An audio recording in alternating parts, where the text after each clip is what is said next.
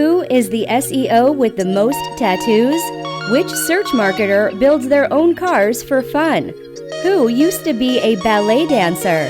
It's time to go deep into the lives of your favorite search marketers. This is Behind the SEOs with your hosts, Yosef Silver and Mordy Oberstein.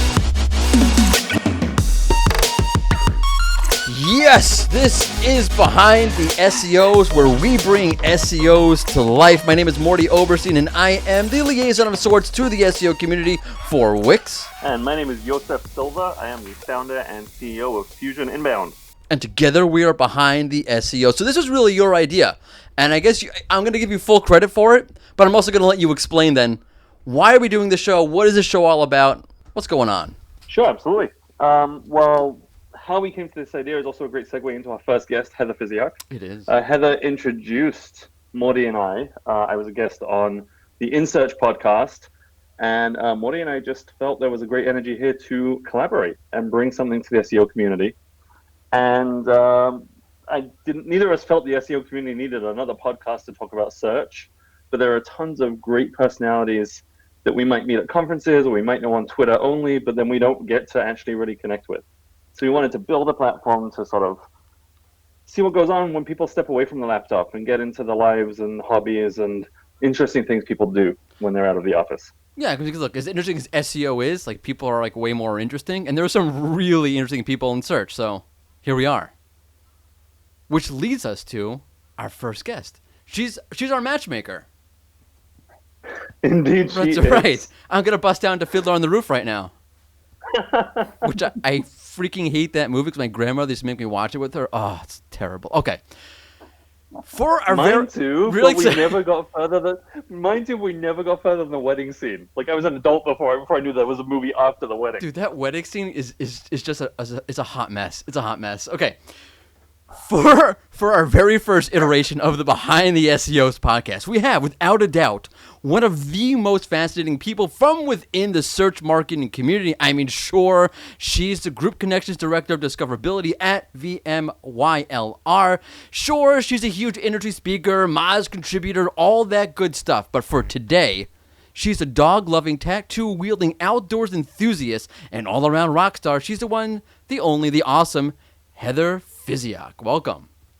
Hello. Thank you so much. I'm excited. I had no idea I was going to be guest number one, but this is kind of a big deal for me. So I hope the conversation's a good one.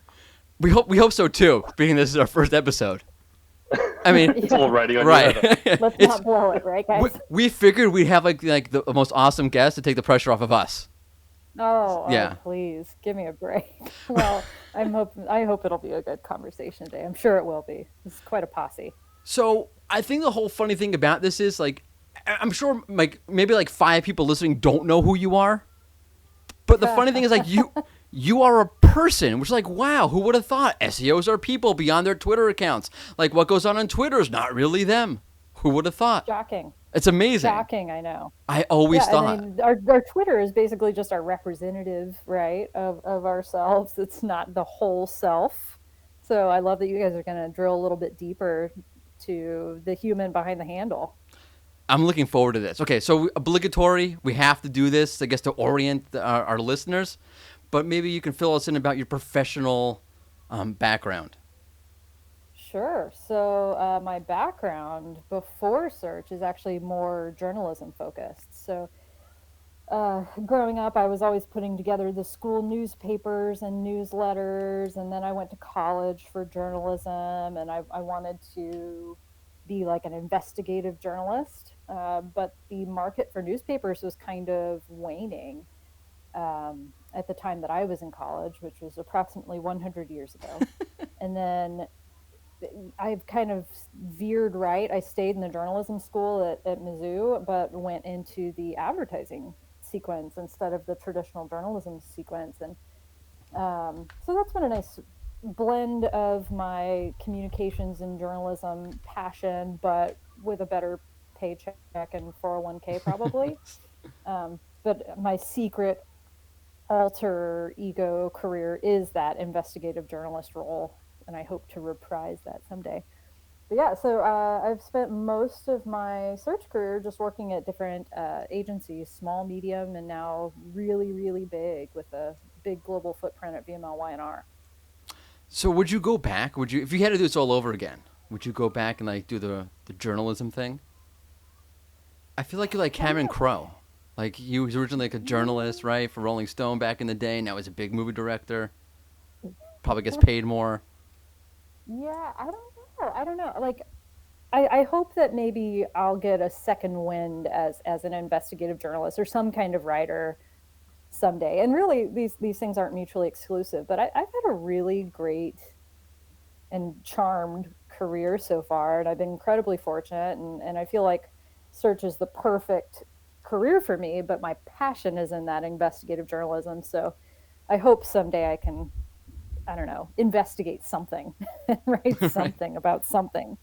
You can I investigate think search. one way investigate search. I think one way that I've seen your writings come to life is you have, I don't know if everyone knows this, you have a travel blog. So when you take a Yeah. trip or you take a hike, you do document it. You write. Tell us a little bit about your travels.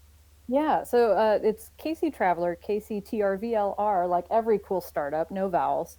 But this is actually like the first blog slash writing project that I am doing 1000% for me.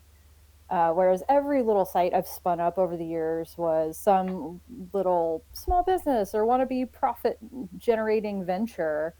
And now I'm finally just doing it for the fun of writing. And I love travel, overseas, domestic, adventure travel, outdoor travel, especially anything involving climbing mountains. And so this gives me like an outlet to show my photos and write about what I see and what I experience and reflect on my trips a little bit more. And then when other people travel, I'm able to just send them a link with all my recommendations without any thinking. But it's purely for me. I don't care if zero people look at it for the first time in my life. That's awesome. Wait. So where have you been? Let's see. My most recent trips, courtesy of quarantine, have been Right. almost entirely Colorado camping and mountain climbing. But when we're able to travel a little bit more, it's a lot of overseas travel to the UK or Amsterdam, Belgium, France. I did a little bit of LATAM, so I've spent time in Peru and Colombia and Costa Rica, and I hope to spend a lot more time there eventually. But even my little business trips, like I take probably 10 to 20 business trips in an average year. This is obviously not an average year, but even those, I like to tack on a day or 2 days just to make the most of those little outings to experience the cities in the US that I'm going to for business. Just trying to maximize, man. So I gotta ask you this because like I'm an East Coaster and I used to go hiking in New Hampshire a lot. Oh, Franconia yeah. Notch, yeah. I have not hiked in New Hampshire yet. So I was gonna ask. Oh man, because I was gonna ask you like if you're hiking in Colorado, I always say, oh, it's Colorado. You're hiking in New Hampshire. That's like those are like wussy mountains. It's just a totally different experience. I mean, the AT, Appalachian Trail goes through the entire eastern portion of the country, north to south. That's an incredible and grueling trail. So, don't just because it's not as tall as the Colorado mountains does not mean it is not a hardcore set of trails. But yeah, I mean, I've learned that there are no 14,000-foot peaks east of the Mississippi. They're Right. they're almost entirely no, they are entirely west of the Mississippi, and like 58 of the 100 or so in the United States are in Colorado. It, I did it's not know that. it's crazy pants, but that's why I'm spending a lot of quality time there. Very tall mountains to get to the top of. I was in Colorado a couple of weeks ago. I think I've been to Colorado dozens of times for meetings or to visit a friend or to go for a meetup or speak. And this was the first time I went for fun. And I feel like I discovered it for the first time. It is beautiful. Unbelievably I'm beautiful. ready to go back. And it's such an easy drive from Kansas City. You get on the freeway and you turn left, and then you get there 10 hours later.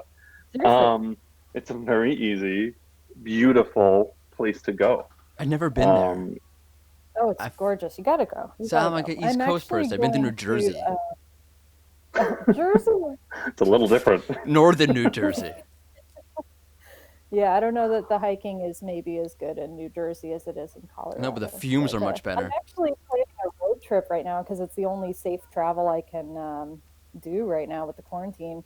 And so I'm going to basically take advantage of this time where I have the ability to work flexibly constantly. I'm going to hit the road and I'm going to try to hit a number of national parks on the way and really maximize my national parks pass. So I always go southwest. I almost went east this time, but I'm addicted to those mountains. See, So I there think it I'm going is. to go through Colorado and Utah and Nevada and Arizona and then curve back. So thoughts and prayers. I'm going by myself. I'll probably spend a few days in each, just get an Airbnb and stick to myself and climb mountains again. So like you gotta be in like great shape. I mean, you obviously you're doing something like beyond us hiking to get ready for that. Because I haven't hiked in I don't know 15 years. I'm looking back on that and it hurts just thinking about it. Yeah, there's a little bit of training involved. Honestly, I probably don't do as much as I should. I mean, the first 14er that I climbed was Pikes Peak, and I went from bottom to top with my kid brother, and we hadn't acclimated. We were carrying like 45 pounds on our back. It's like 12, not quite 12 miles, and 7,000 feet of elevation gain or something like that. It was just like, what were we thinking? We had not properly trained for this at all, but we did make it, and it was euphoric because it was such a miserable experience up to the top. But this time, I'm actually planning another 14er in about 3 or 4 weeks, and this time I'm actually putting in the train. And I just did another one a month or two ago. I did Quandary Peak. Now I'm actually putting in the training. I'm getting 4 to 8 miles in the average hike, 4 miles a day minimum, and then additional workouts to supplement. So hoping this one will go a little easier as I wheeze my way to the top at altitude. So for people that are not seasoned mountain hikers, like what would you recommend to get started? Like I've been to Rainier, like pre-MozCon. I took a trip to Rainier. And when I was up in Colorado recently, we did a lot of like easy hikes. Wait, but I've you hiked never done Rainier? anything quite as not I like hiked it right Oh, right. not I walked as much as I could. Also, but it was a few years ago, and I was recovering from a leg injury. It was like the first real outdoor activity I did. I was not ready for it at all, so I spent probably equal time resting my leg as I did No, I'm only asking walking. because I've seen Rainier from the distance, It is beautiful. and it's beautiful and massive. I would not want to climb that thing. Well, Rainier is a 14,000 foot peak as well. And it is a glacial peak, I think. So it's a totally different breed mountain from the ones in Colorado. But Yosef, you were saying, what about the easier hikes? Just people that want to get into more serious hiking. Where do they begin? Yeah, I mean, it doesn't have to be the 14,000 foot mountain, right? Like there are many, many, many kinds of hiking, and the main thing you can do is just get outside and walk until you're sick of it. Whether it's your local park and it's totally flat and it's not even a mile long, or if it's, a super long trail or a super tall mountain, the best thing you can do is just get outside and go. You make it sound so easy and accessible, which I that guess it is. Exactly what it is, right? Yeah. It's an exercise that just about anyone able-bodied can do with, for shorter, easier hikes, nothing really required but water and some tennis shoes. And that's, to me, sort of the magic of it is anyone can do it. And whatever it means to be a serious hiker, maybe doing the more athletic or aggressive type hikes, there are other elements beyond just the physical training, right? I'm thinking ahead about my 2021 hiking goals, which involves a lot of tall mountains and a lot of miles. I was really trying to break it down into, less squishy goals. And yes, the physical component is there, but that's the easy part. There's the mental component, which is, training your brain and your knowledge about hiking and packing and camping and whatever. And then there's this emotional component. The physical part is easy. The emotional component is the hardest part, just like the intestinal fortitude and the mental fortitude and perseverance and patience and grace. Those are things that I really struggle with as a human being, and they are all required to get to the top of the mountain. So I'm definitely trying to think of how to strengthen my emotional resolve for more and better mountain climbing, I hope. So any tips, I welcome them. How do you become more emotionally strong? I have no good answer for that. Right now, I was like, I am the wrong person. I hope you're not asking me. Right, please. Right.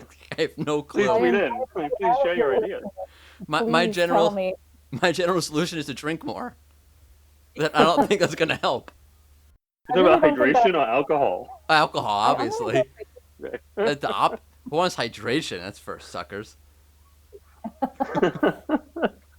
I'll leave you about halfway up the mountain To die. pick you up on the way back down. Could you call an ambulance first? In all of your travels internationally, where's your favorite non-domestic hike? The best view, or like if someone has to plan their 2021 or maybe 2022 international travel calendar, who knows? Where's the one place that you want to go back to or would recommend everyone see? Well, hiking wise, Mm-hmm. I was just in Greece in Santorini, Nice. the island of Santorini last fall, and there's this really lovely. It's about 6 miles. It's very doable. It's not a super challenging hike. It's just really beautiful and enjoyable.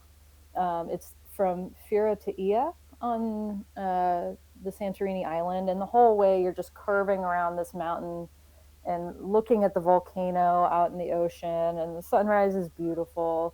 So I'd recommend that for anyone and everyone. But culturally, my favorite place I've been is Peru, probably. Seeing Machu Picchu is magical, and I actually really want to go back and do the 4-day Inca Trail hike up to Machu Picchu. But culturally, it's just a beautiful culture, beautiful country, amazing history. The language is beautiful. The food in like the Lima restaurant scene is phenomenal. There's just a lot going on in that country, and I'm really, really eager to get back. Have you ever had like scary moments on a hike? Yeah. Close calls? The Pikes Peak one, not necessarily like falls or anything. I've done pretty clear trails for the most part. But the Pikes Peak one was a little scary toward the top. So again, we're carrying like 40, 45 pounds on our back. About 6 or 7 years ago, I had a heart operation, and it was pretty minor, all things considered. But I don't know what altitude and that level of physical strain would do to my heart. So as the oxygen is getting thinner and my heart is beating harder and faster, and I'm approaching the summit, and like you can't really turn back at this point. I was only getting like 4 steps at a time before I had to stop and catch my breath. So that was a little bit scary for me. But my brother was very patient, and right behind me was just like 1 step at a time. Take your time. There's no race. The mountain will be here. But other than that, just the scary stuff is any really super narrow path with a steep drop off, or like challenging scrambles that you have to like climb over rocks to get up, and you're just not sure how you're going to get down. Right down. Anything like that. Yeah. Anything like that is kind of scary, but no close calls, thankfully. Well, that's good. That's scary, though. Yeah. Wow. Do you go off with your brother? Is that like a thing you guys do? Yeah. So my brother's like my best friend. And a few years ago, I was like, I'm really sick of hiking alone. I would do all my hiking trips alone, and I still love it, but I wanted a companion. And so I reached out to my brother, and he was like, yes, absolutely. I would love to start hiking. And so now we hike basically every week, and we're out there climbing tall mountains together now. It's awesome. That's super cool. Yeah. His name's Cody. He is the coolest. He's 4 years younger than me, but he's got this like sage wisdom and great advice and beautiful perspective on the world. He's a lot of fun to talk to. When I'm sort of emotionally turbulent, he's super even keel and well thought out. He's a good dude. That's really nice. I mean, like, my brother's an idiot, so it must be nice to Yeah. have. I'm pretty lucky. I'm lucky. Yeah. I I'm hope sure your I brother's thought not that listening, when we Mordy. were younger. I mean, he's definitely not listening. No worries. I can say whatever I want by family because they're not going to listen. Oh. Oh man. Okay. So we were talking about like the best hikes and the best places. But what's the worst place to go hiking other than New Jersey, obviously? Oh gosh, this is terrible, but it's kind of.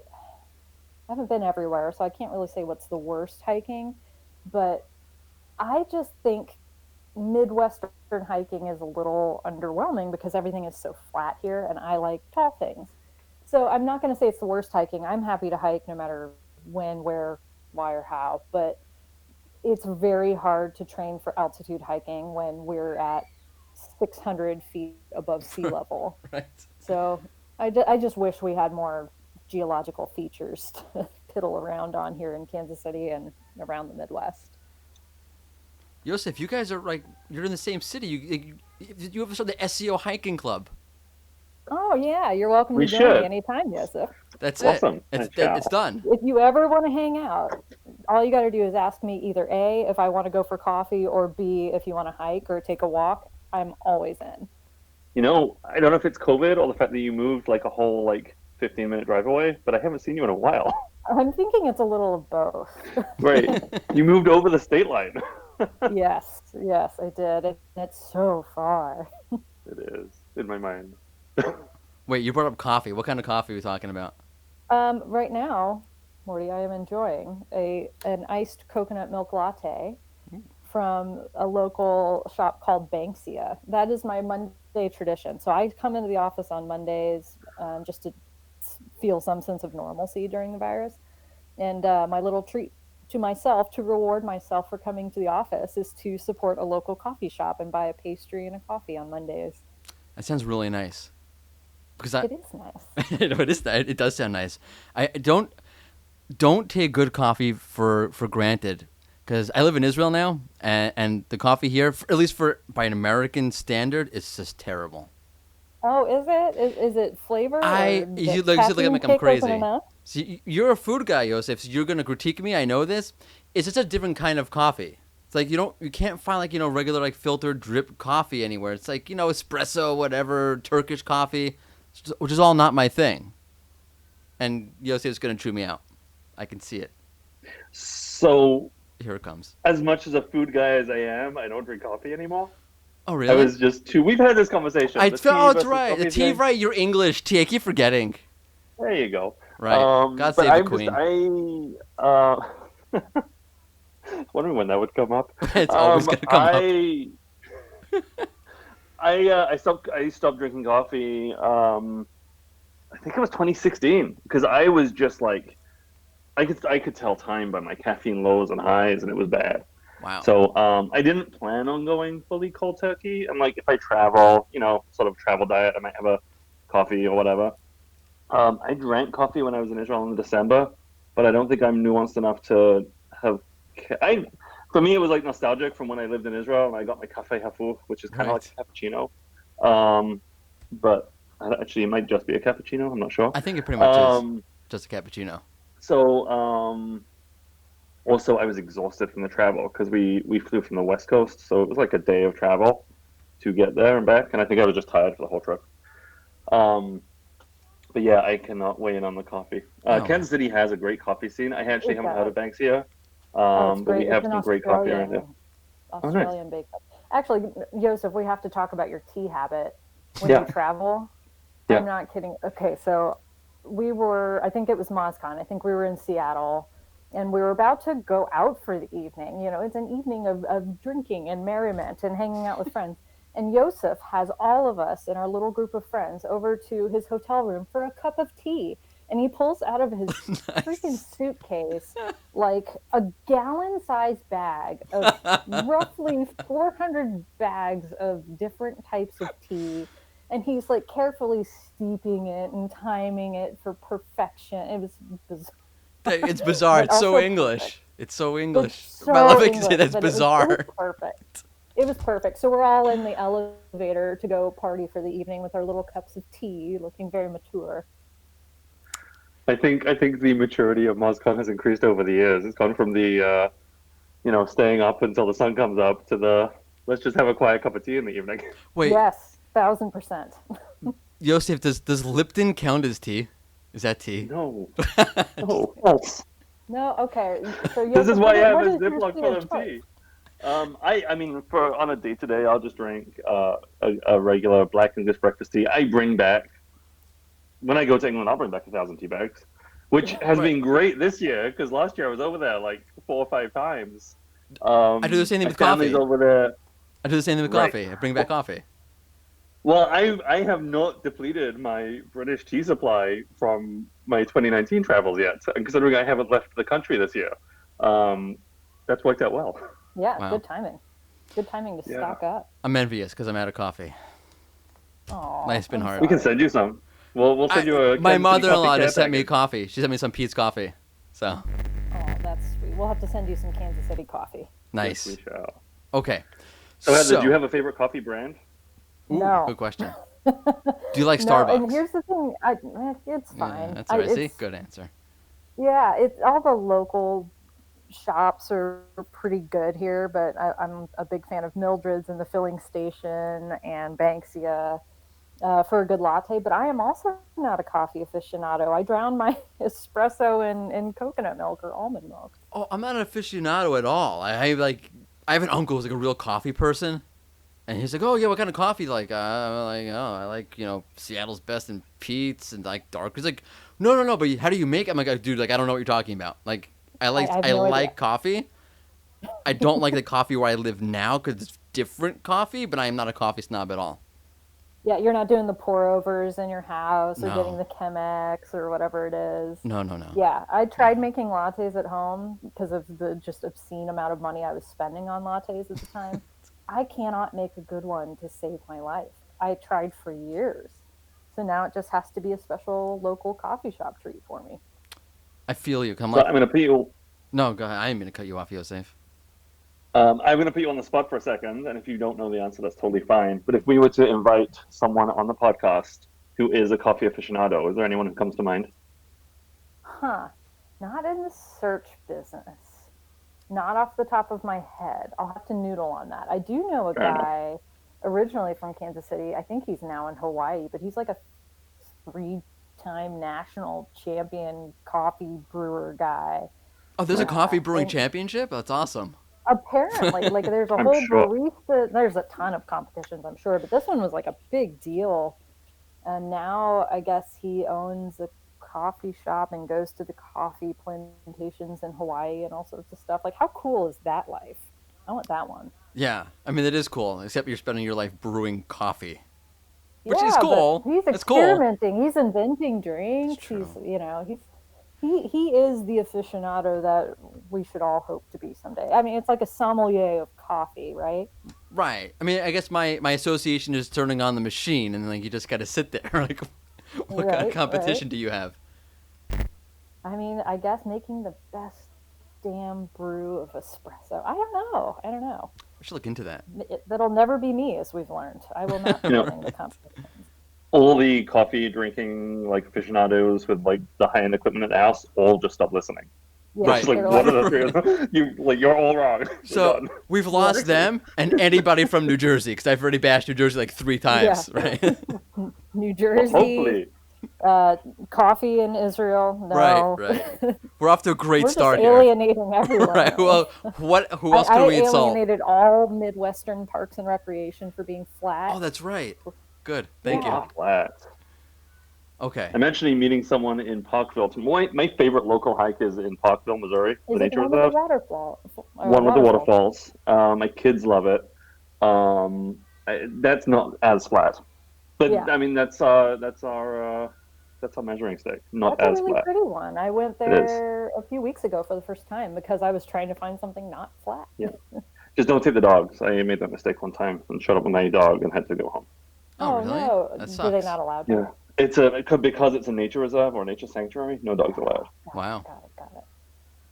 It does suck. Okay, so we're reaching our time limit, our self-imposed time limit, because we could probably talk for like another 3 hours. We're You gonna just try. alienate more people then.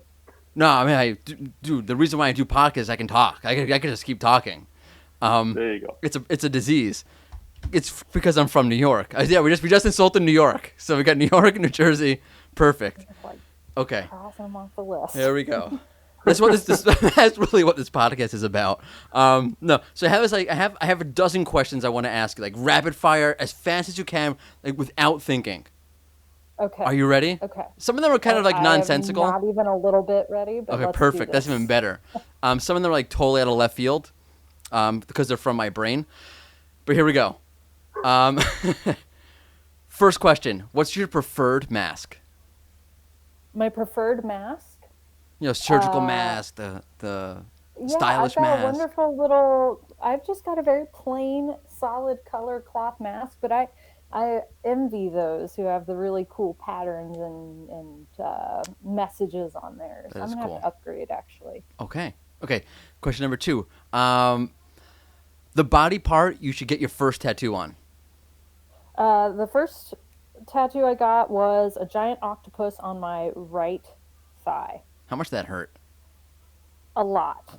But it really, compared to some of the others I've gotten since then, not that bad, to be honest. Okay. Going back, it was actually one of the easiest ones I've had. Question number 3. Best band ever.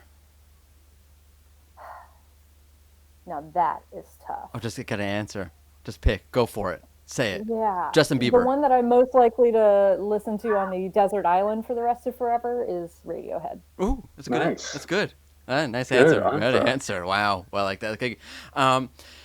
Drums or bass? Drums. Drums. And I only say that because I dated like 4 drummers in high school. What is with that?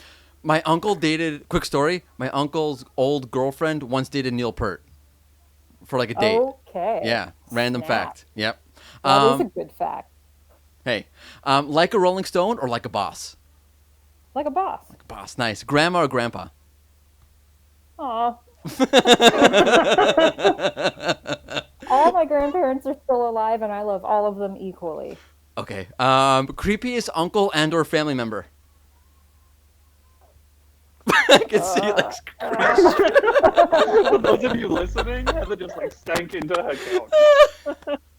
No, I don't have any creeps in my family. I'm pretty lucky. That's good. Lucky. First computer. God, I don't remember what it was. I just remember playing Number Crunchers and Oregon Trail on Number it. crunchers. And I feel like I had the space bar on it, and it was like the one color screen or whatever. Right. I The think yellow. It's an old Macintosh. It's old Mac. Like I Yeah. had in school. The old Macintosh. Oregon Trail. Number crunchers. Yes.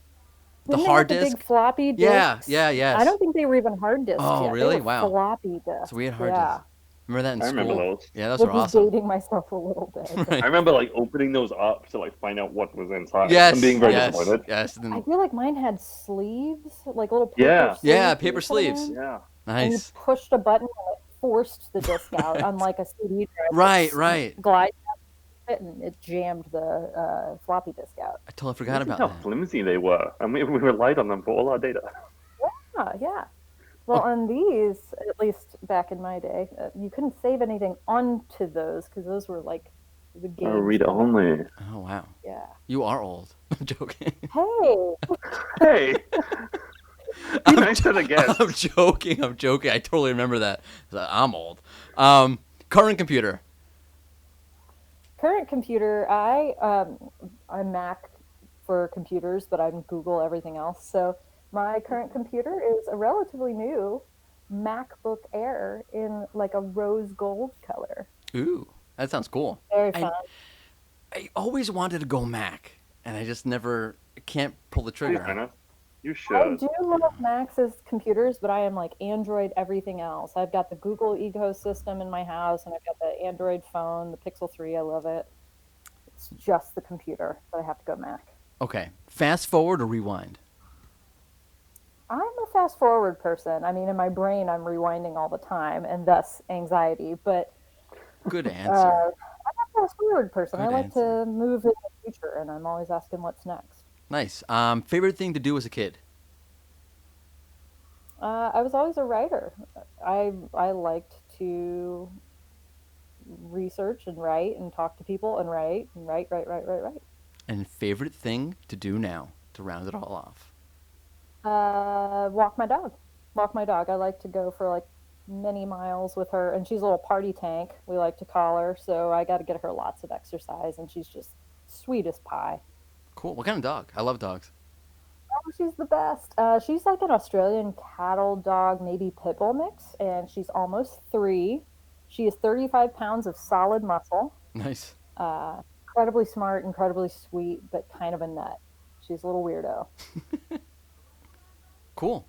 That's it. I'm done. That you totally nailed that. I don't know what nailing it looks like or means. I don't know what prize you get, but Yeah, nailed we it. should do that for 30 straight minutes as you ask me random questions Right. and I have to say your word associated next to Yeah. 30 minutes to pick your favorite family member with Mordy. that. That would be a hard question for me. I don't If know how I to had answer to- that. If I had to, I'd pick my brother only because he's my best friend. Oh, that's so sweet. Aw. That's awesome. I envy you. I really do. I mean that in all seriousness. That's awesome. I mean, it took a lot of years and growth and maturing, but we're there now. That's awesome. Okay. I don't have any more questions. Yosef, do you have any more questions? No, Heather, it was great chatting. It's lovely to see you. And thank you very much for introducing us and making this all happen. Yeah, Well, thanks. thank you for having me as guest numero uno. Very cool. We are going to end each episode by asking our guest to nominate someone to join us in the future. Not necessarily next guest, but we would love to reach out to someone. Is there anyone you would like to tag or nominate to join us on the show?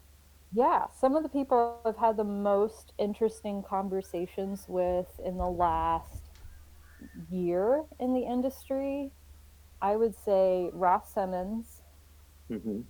Andy Jarvis, Mhm. and Luke Carthy. Ooh, Awesome. nice. We Yeah. will reach out. Yeah, they're all a lot of fun, and you can get a really great conversation with them. So we probably should have said this at the beginning. We will release a new episode of Behind the SEOs the first Thursday of every month. So I think that puts the next episode out on November 5th, if I'm correct, which I think I am. I'm pretty sure it's the first Thursday of November, okay, guys? That's what it is. I'm pretty sure it's the 5th. So look for it wherever great podcasts can be found, on Stitcher, on Spotify, on iTunes, wherever great podcasts are found. This has been the very first episode of Behind the SEOs. Thank you so much, Heather. It was awesome having you on. Thank you for having me, Yosef and Morty. Appreciate you. Thank you. And we're out.